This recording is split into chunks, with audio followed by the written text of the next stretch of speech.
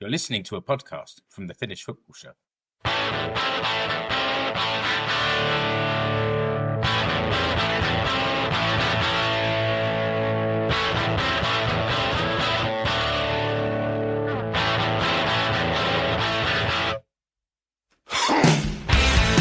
Yep.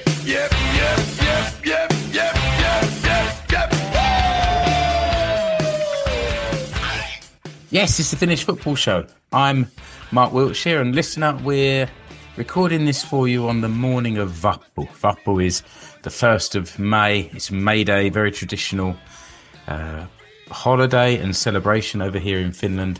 And I'm joined today by Rasmus. Hi, Rasmus. Hey, Mark. Now, listener, you won't realise this, but anyone watching this on YouTube will see there's no video for this. And this is directly connected to the fact that it's Vappu. And Rasmus Yes. is in between parties. Explain a little bit how Finns celebrate Vappu.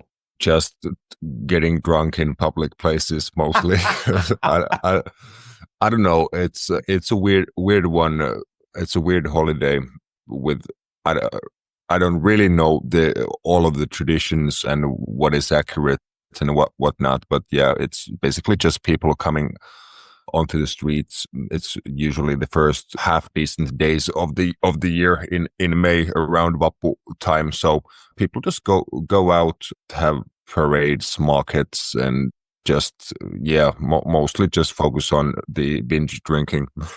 But it's also a big thing for like students and like working people. Yeah, Is that traditional holiday? So you'll see a lot of students out having picnics if the weather's good enough. And we had some friends around last night that I thought was for a few evening drinks and a little bit of food, and eventually they left at about 1:30 in the morning. So I wasn't out partying, but I'm a little bit tired. So you have my sympathy, but you're a much younger man than me, so you got this.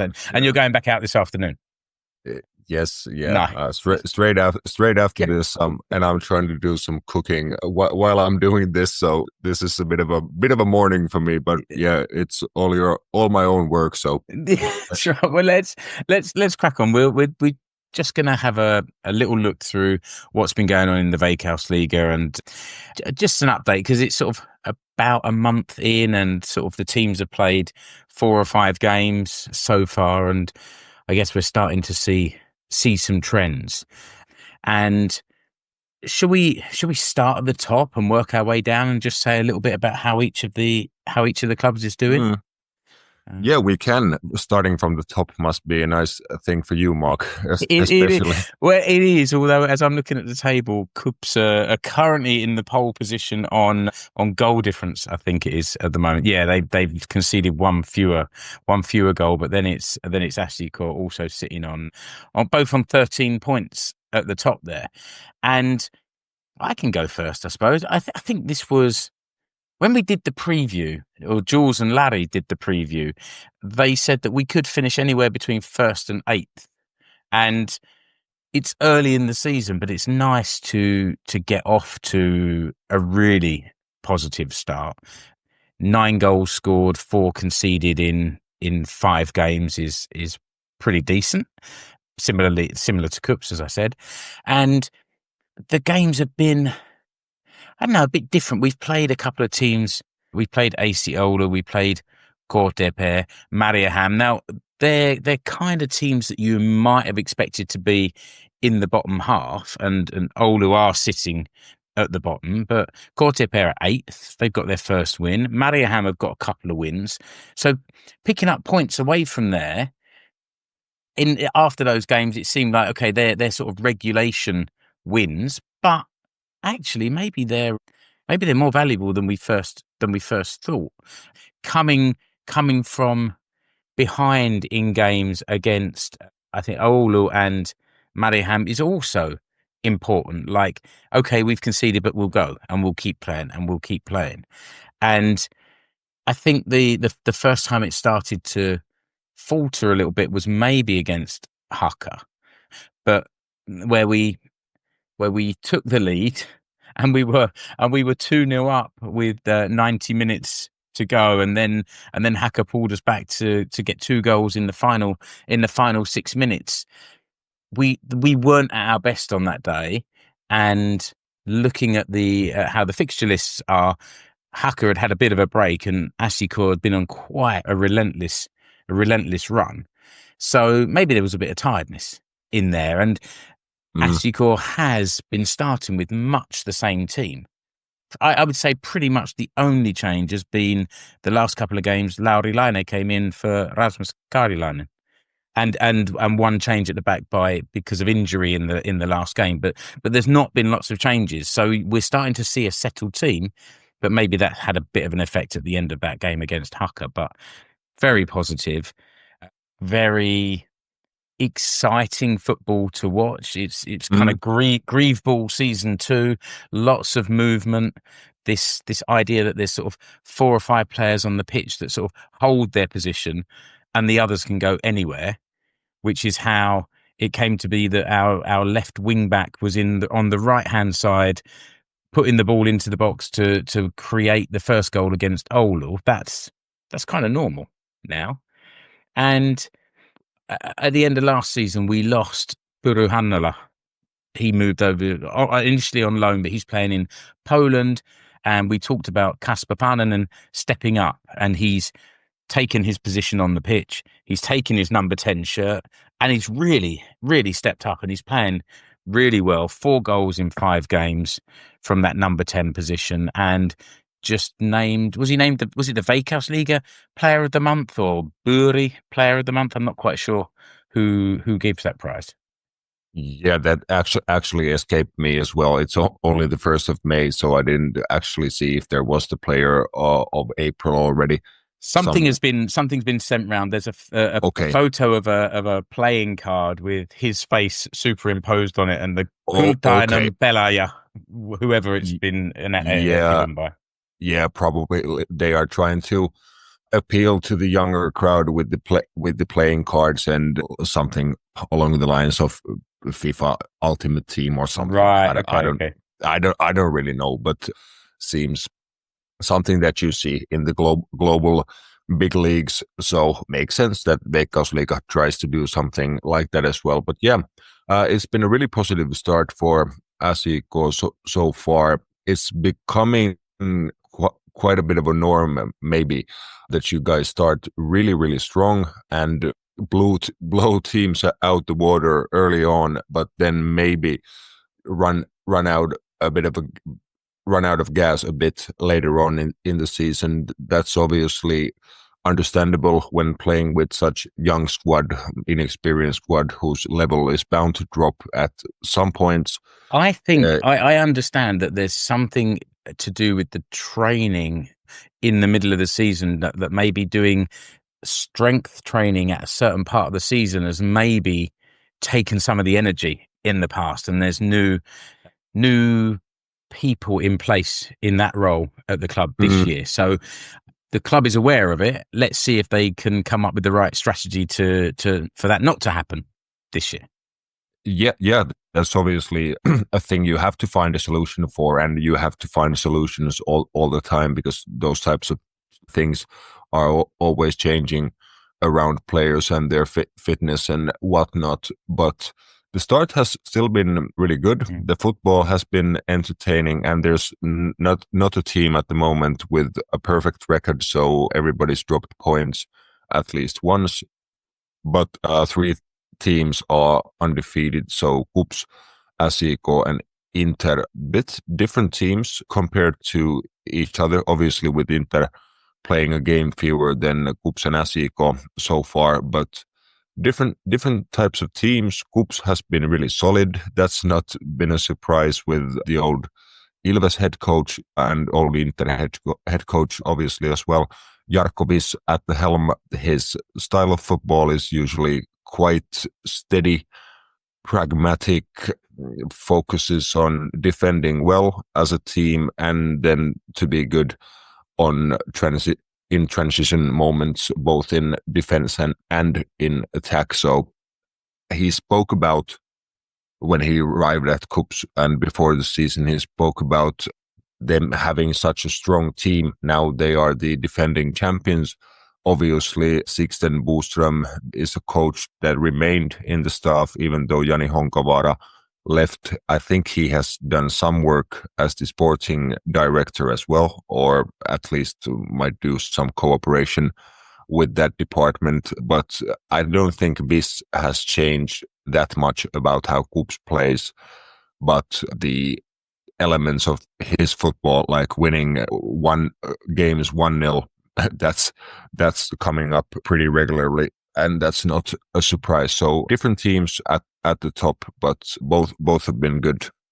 Yeah, I haven't seen anything of KuPS so far, but SJK are travelling there tomorrow. So if it's possible to have a 6-pointer game already this season, then there's one there, because that will put a bit of distance between the two teams at the top. I think travelling to KuPS is not a happy hunting ground for SJK. We always seem to be pretty close, but not quite there. So I'm really interested to see what comes through tomorrow, or what comes out of it tomorrow evening. That's for sure. Inter, I saw Inter play against SJK in a pre-season game, and was really impressed. And they had this guy Kouame up front who looked really exciting, and in fact their whole front line looked exciting. And I think they were a little bit maybe undervalued maybe by people before the season started, but I thought they would look that they might be quite handy this year, and that's certainly how it started out. They've scored goals, 6, 9, 10 goals already in 4 games. Only Ilves has scored more so far. So I think Inter are well worth keeping an eye out for.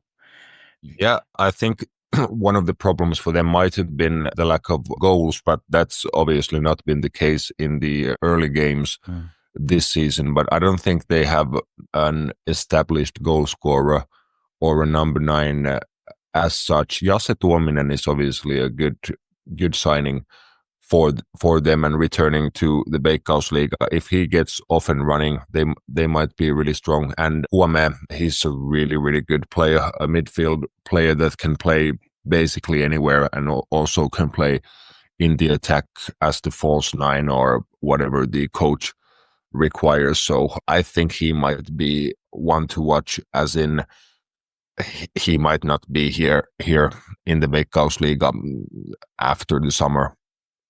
What about your boys, Ilves? I mean, you're sitting currently in 4th place, 3 wins and a defeat, but that defeat was Mariehamn, and it seems to me like you battered them and somehow still managed to let them have the points. Yeah, that seems to been the case. That was actually the first game I missed this season of Ilves games, so I'm operating on highlights and stuff here, but. Like most fans, most of us catch our teams on highlights often when you're following from afar. So no worries there.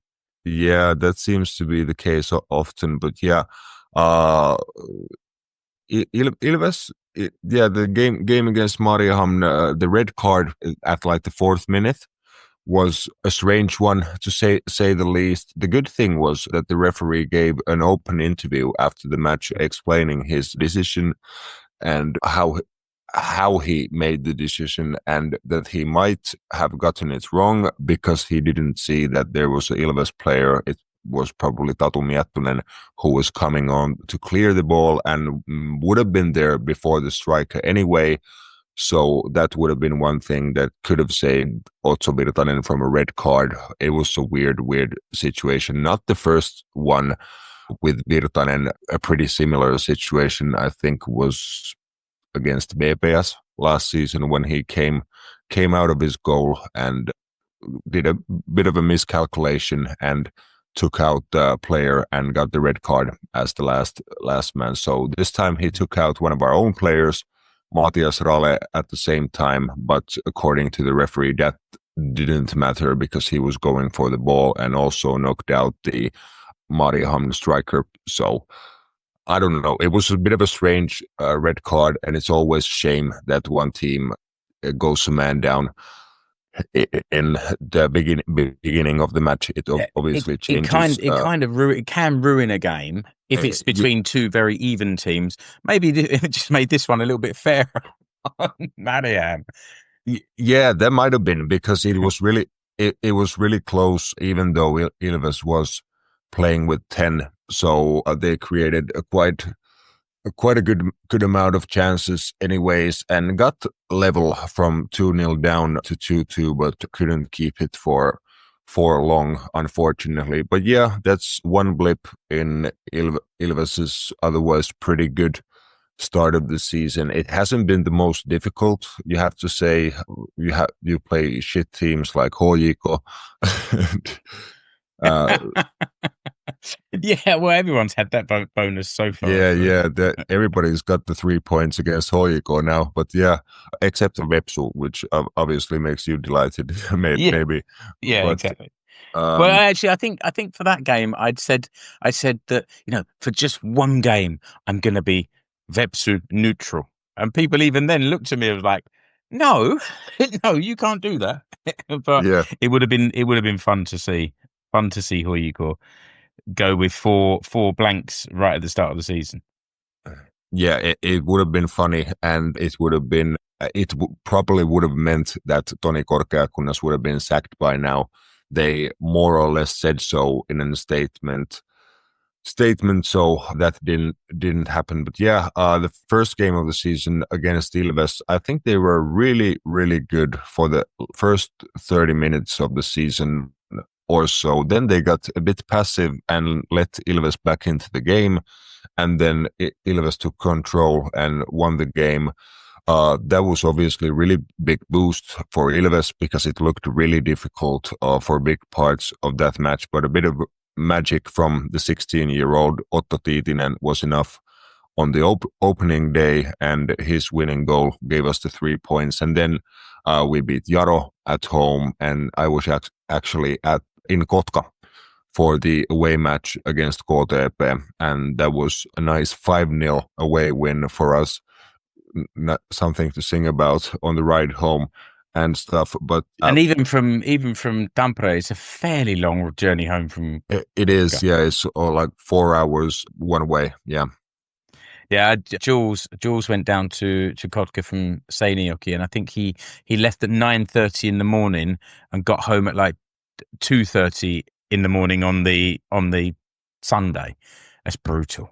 Yeah, I think we left at noon and got back around 10 or 11, something like that. So it was a long trip, but it was worth it. Five nice goals against KTP, but I think the game against HJK and the 2 wins against the promoted sides may have flattered Ilves a bit.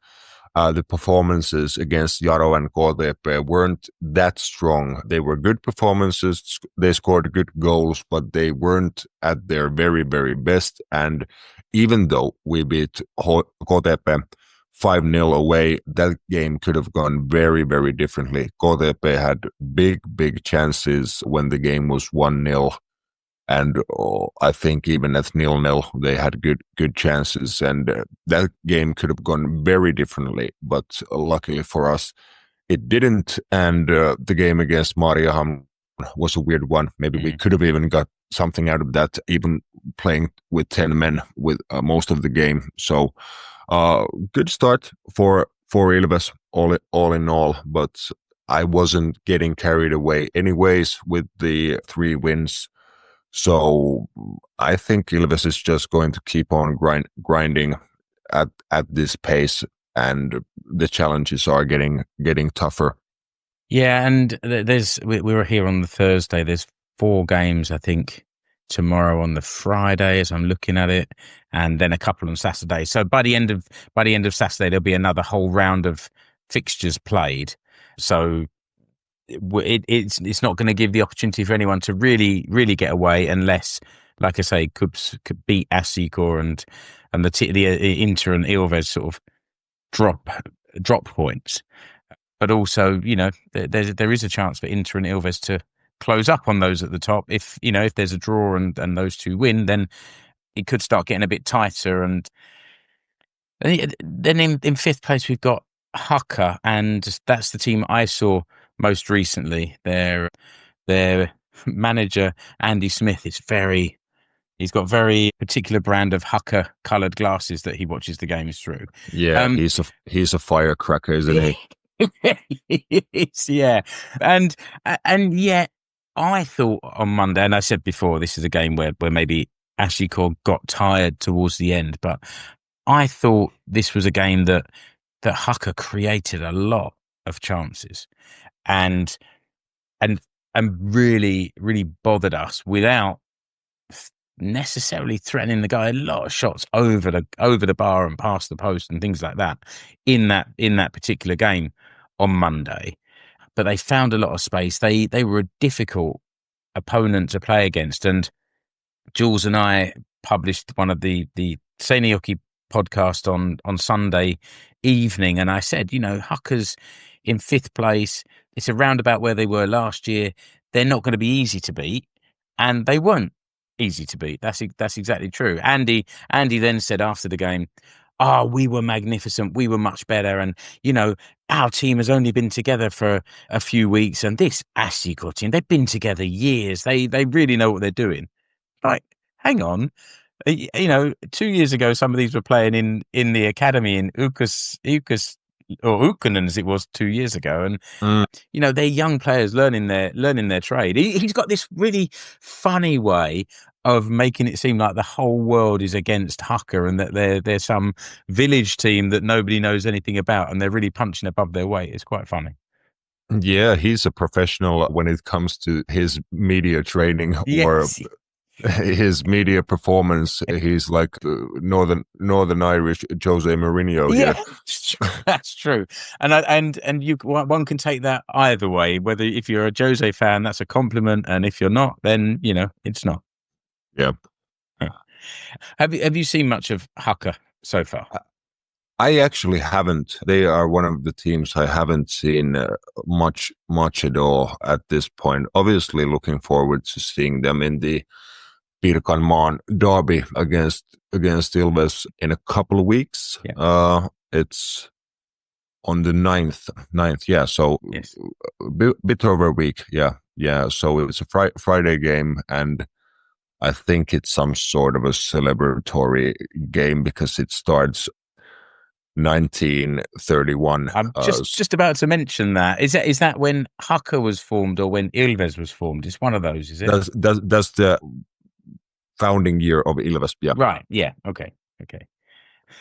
And that's quite a reasonable time to start on a Friday. There's quite a lot of 8:00 games on Friday evenings, and I understand it's for the Ruutu TV program, so they can show a game at 6 and a game at 8, and have fans sitting on the edge of their seat watching Veikkausliiga football all Friday evening. But I think it's quite tough for young fans to be there, and I mean like kids. My next door neighbour here is a younger family. The kids are sort of between the age of 7 and 13, and it's quite late to be out until 10:00 watching football for the very young ones. Yeah, but it's the modern way. We have to fit around the TV schedule. So you managed to do well being allowed to play at 7:31 on that Friday next week.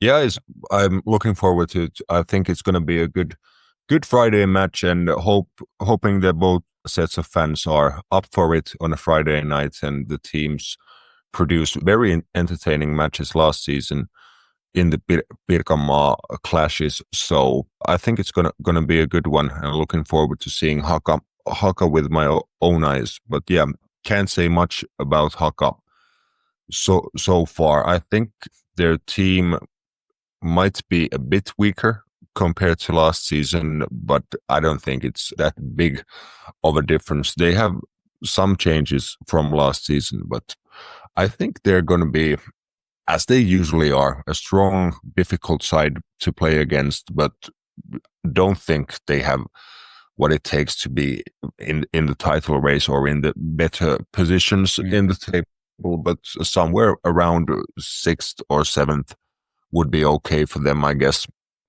In 6th place now is Mariehamn. We've both seen them play 5 games, 2 wins, 6 points.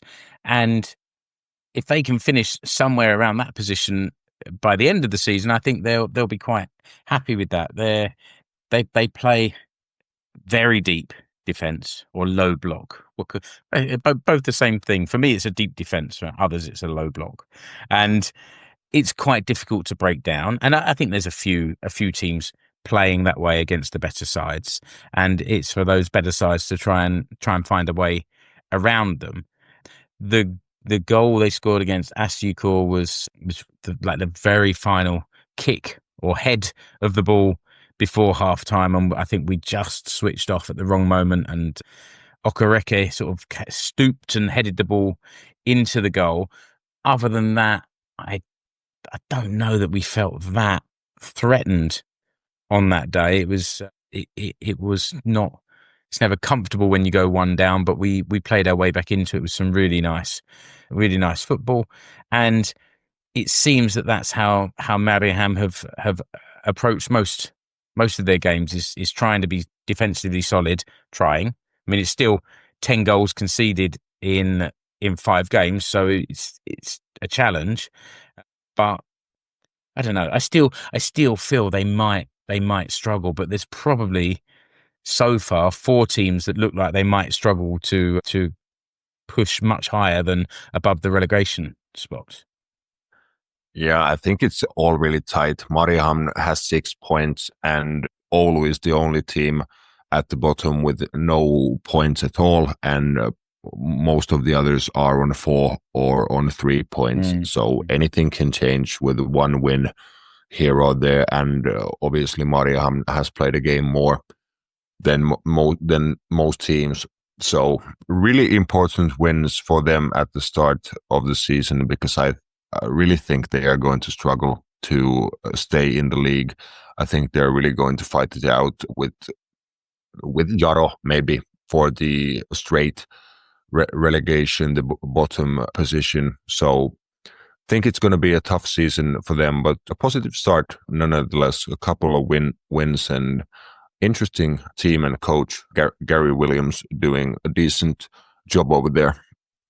Yeah, another British coach over here who doesn't get the attention maybe that Andy Smith or Stevie Grieve get. And I think his move into Finland wasn't through football; it was through family, and then he worked his way up in the world of football into the position he's in now.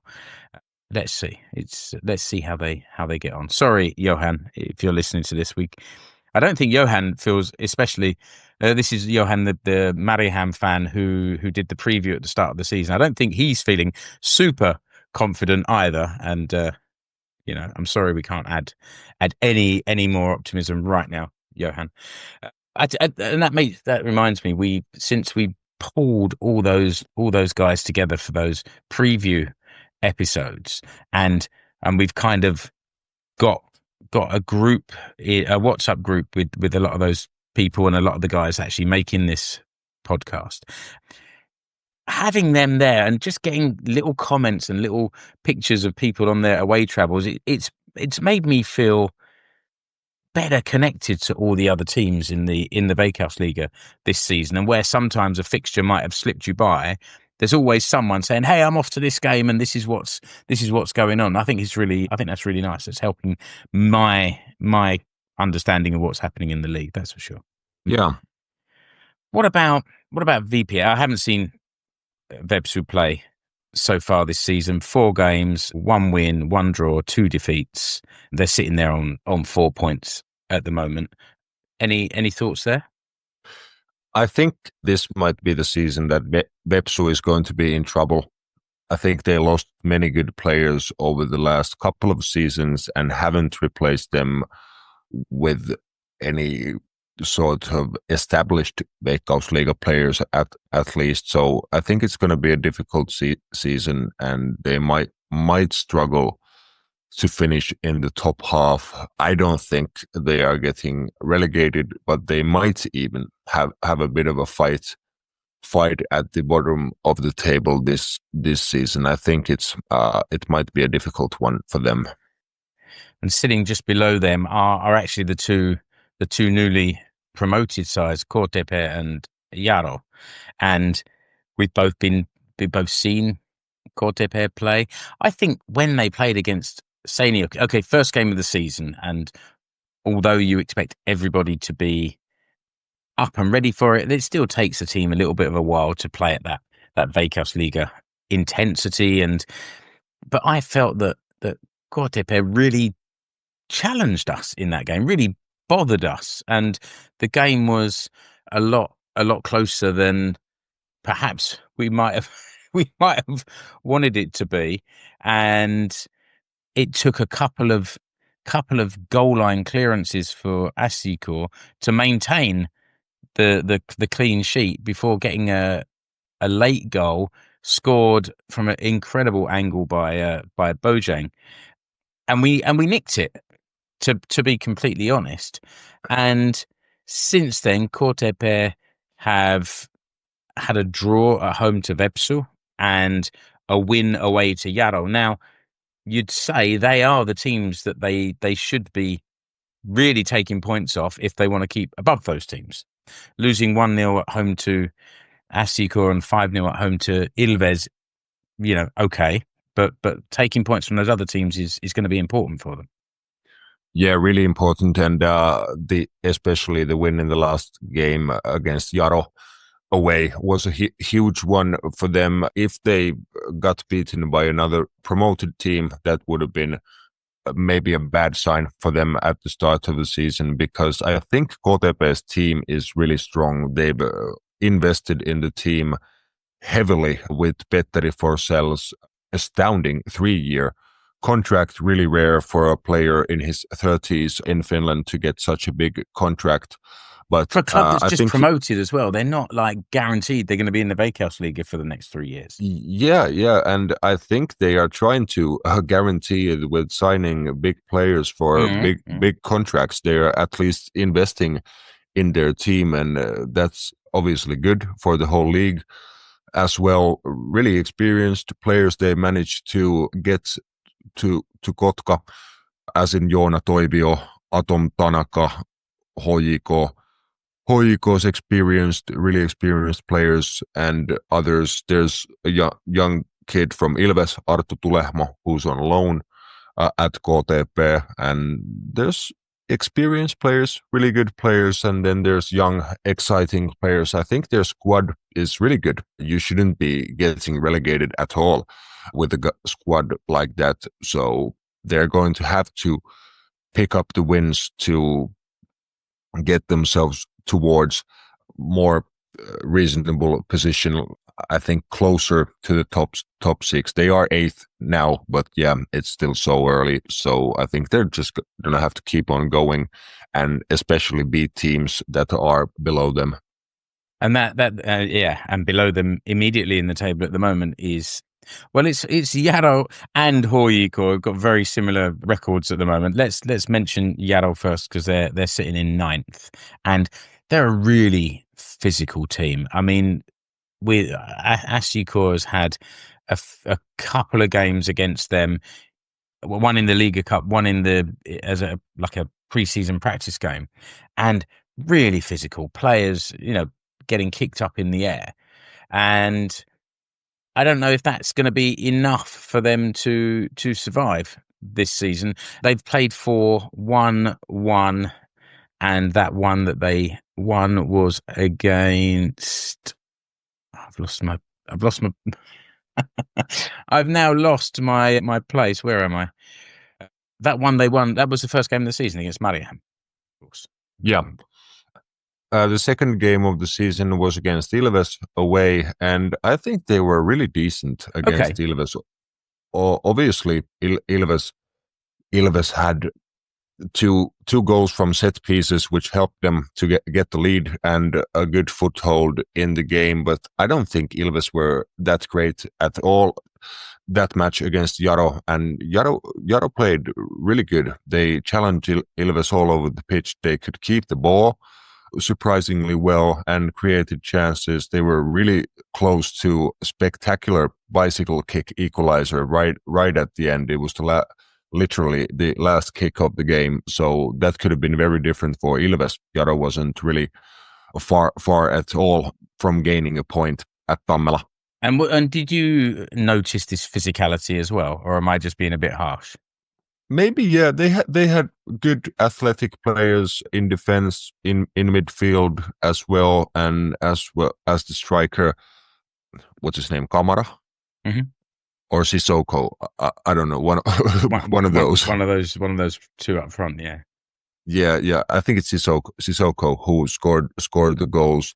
So he was a physical unit in the front line, and yeah, they had skillful players like Sergei Eremenko, for example, and if they are the weakest side in the league, and I think the league is in a good position because they aren't that bad of a side at all. No, and they've actually lost their games by just one goal here or there, 1-0. Yeah. So they've 2-1 or 3-2, or so they're in the games. That's yeah. They've been competitive. Yeah.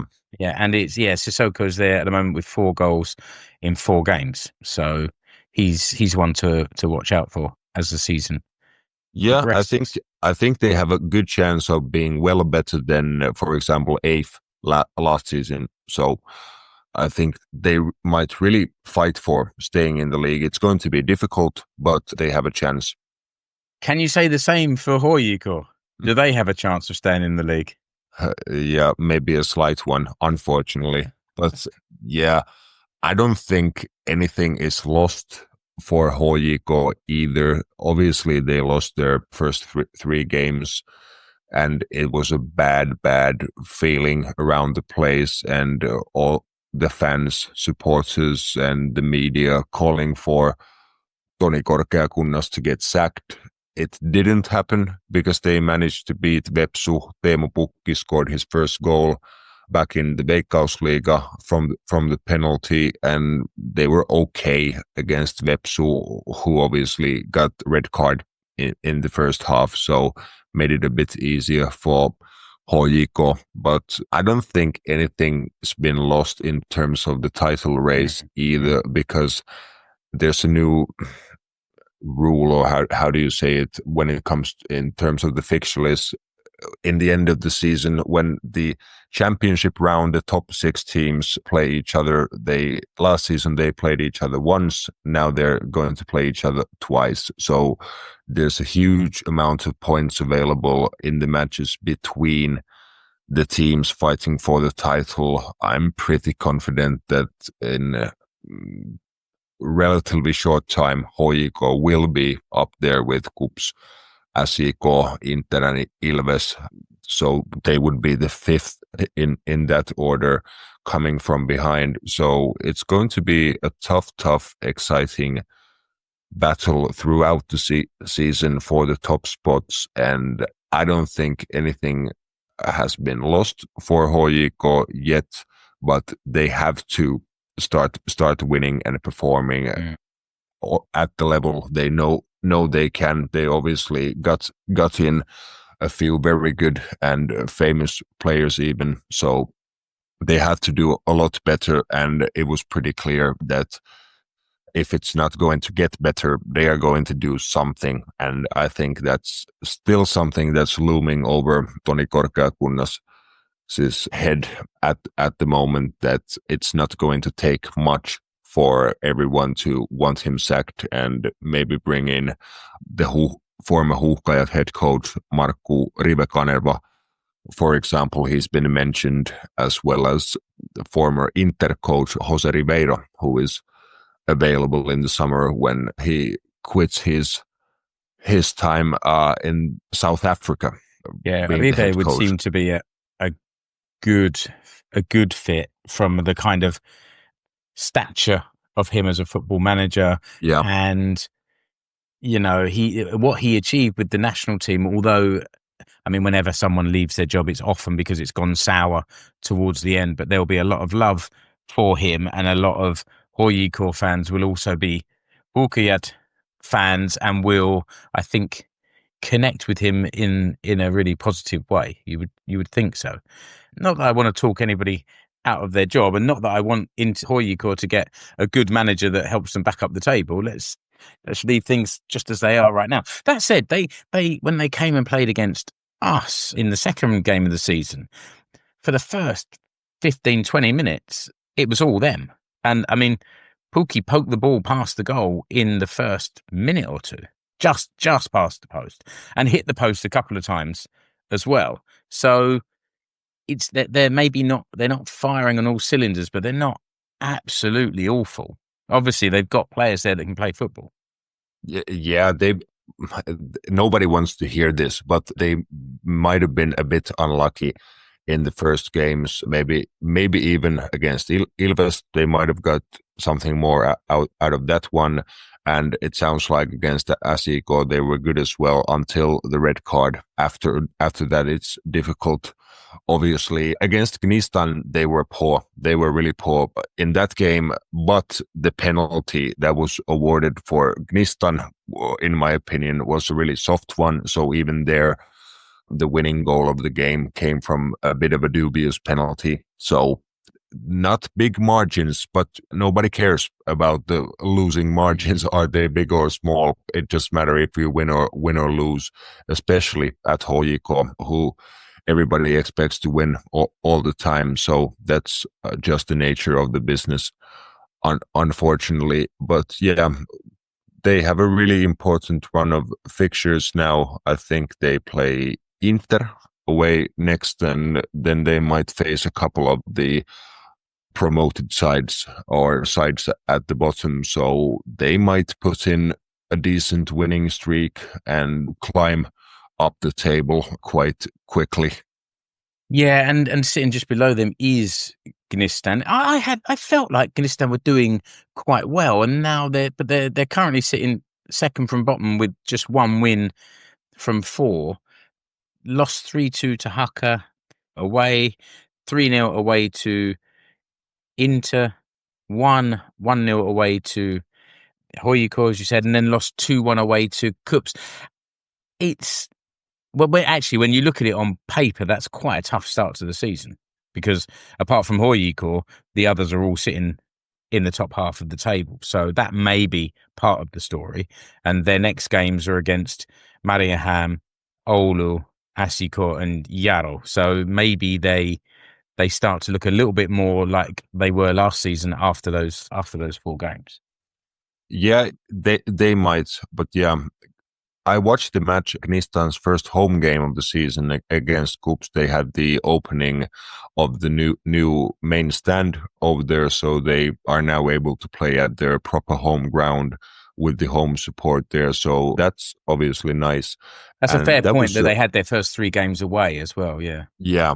And that was a really, really entertaining and even high class Veikkausliiga match between Gnistan and Kups. It was really end to end, with both teams performing really good in many situations of the game, defending deep, pressing higher, keeping the ball, creating chances. There was just everything in that match. It was a really, really good one. And Gnistan was quite unlucky not to equalize in the closing stages of the match. They had a goal disallowed. They scored a goal from a corner, but the referee saw a push or a touch or something against the Kups goalkeeper, Johannes Kreidel. At the time, from the TV broadcast, it seemed pretty soft, but there was some angles that showed that somebody had a grip on the collar of the shirt of Kreidel or something. I don't know. For me, it seemed a bit soft, but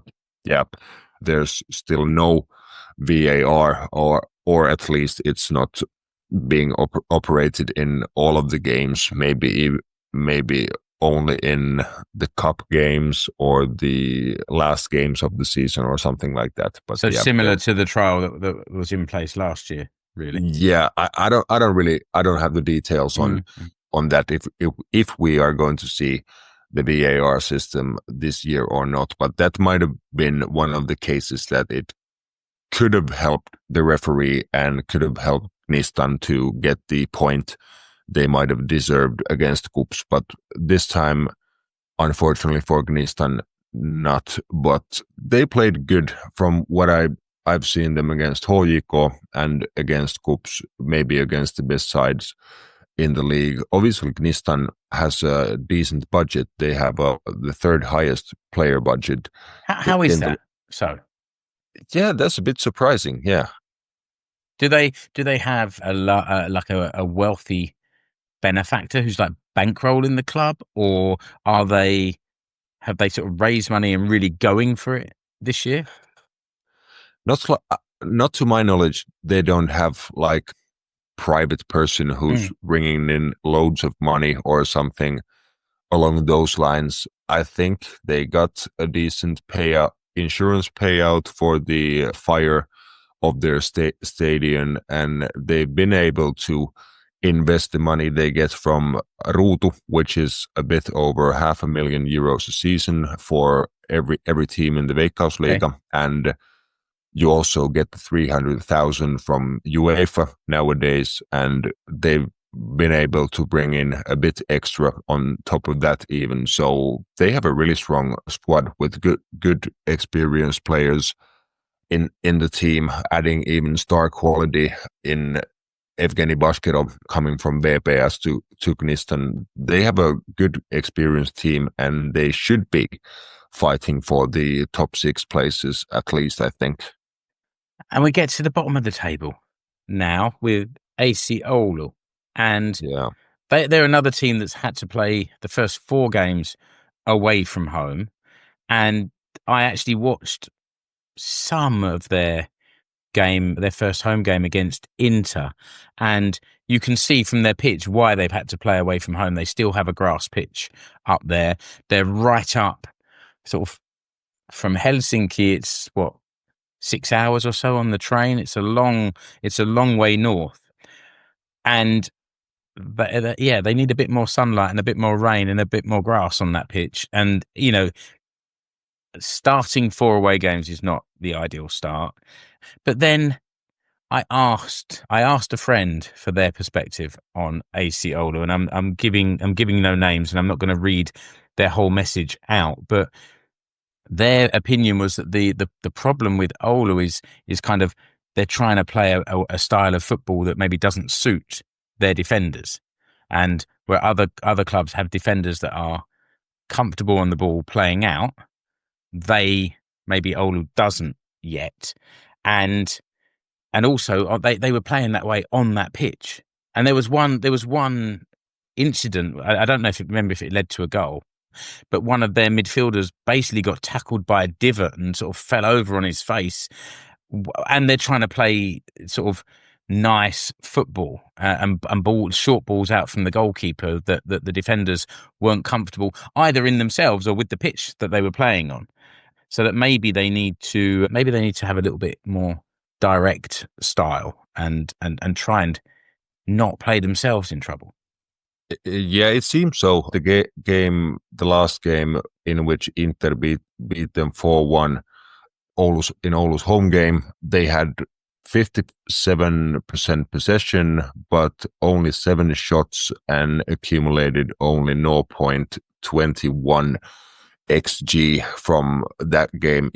Inter accumulated 2.0 and scored 4. So it was a pretty brutal affair from the home side's point of view, and that might be it, playing a bit courageously from the back with, I don't even know much about their goalkeeper, guy that got the red card against Inter, William Eskelinen. Is he a young goalkeeper? He's a Swedish guy, 28 years old, so not that young. No. But yeah, I think they got a really good addition to the defensive ranks, as in when Mikko Pitkänen arrived from VPS. I think he's a really good experienced centre-back, and I really didn't see this coming for Oulu. I think they might have actually done decently at the start of the season and be a good team, but five losses on the bounce is not good, and something is going to need to happen soon. As soon as last season ended, Otto Kemppainen and Tuomas Kaukkua left HJK to go to Oulu, and Yeah.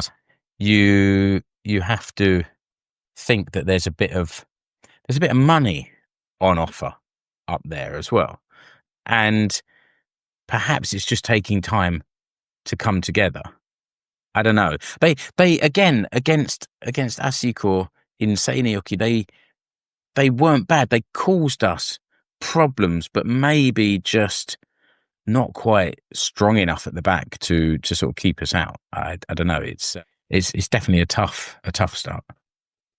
Yeah, tough start for them, and something is going to need to happen soon, or there's going to be questions asked of their coaching staff and etc. So bad start, but I don't think they necessarily are a bad side, but it looks like they're going to be in a bit of a trouble, at least for now. That's it. I said to Satu before we started recording that, you know, it's only two of us talking about the Veikkausliiga, so it could be anywhere from half an hour to an hour, and we just about hit that 1 hour mark. Rasmus, you're about to go out for your second day of celebrating, right? Yeah, have a brunch thing, and I'm still in the process of making a potato salad to bring in. Okay. So you're preparing food to take with you there. Okay. Yeah. All right. Well, in that case, I'll let you go. Thanks for joining me today. It's good to have a little bit of an update and keep people informed what's going on, and it's good for me. The more I hear people talking about what's going on in the Veikkausliiga, the smarter I feel. So thanks for helping me feel smarter, and have a great Vappu. Hyvää Vappua. Hyvää vappua, Klara Vappen. Cheers, Mark, and bye everyone. And listener, until next episode of the Finnish Football Show, thanks for watching and listening. Goodbye. You've been listening to the Finnish Football Show. You can find us online at finishfootballshow.com. Remember to subscribe to the show wherever you're listening or watching. You can follow the Finnish Football Show page and group on Facebook and also on Instagram. Escape to Suomi on Twitter is now Finnish Football Show on X. And you will find us on Blue Sky at Finnish Football Pod. See the links in the episode description, along with the links to the Finnish Football Show merch.